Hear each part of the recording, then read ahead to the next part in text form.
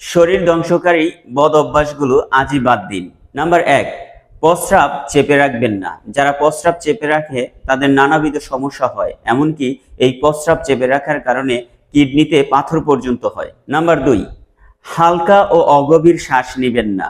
যখন শ্বাস নেবেন তখন চেষ্টা করবেন বুক ভরে শ্বাস নেওয়ার জন্য। নাম্বার 3, অনেকক্ষণ বসে থাকবেন না। অন্তত 10 মিনিট পর পর একটু চলাফেরা করুন, আপনার বডি পার্টস গুলাকে মুভমেন্ট করান। নাম্বার 4, বালিশের নিচে ফোন রাখবেন না।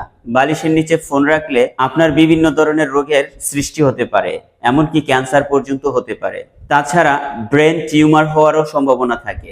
নাম্বার 5, অত্যন্ত গরম বা ঠান্ডা খাবার খাবেন না। যখনই খাবার খাবেন বেশি গরম হলে একটু ঠান্ডা করে নেবেন, আর অতিরিক্ত ঠান্ডা হলে গরম করে নেবেন।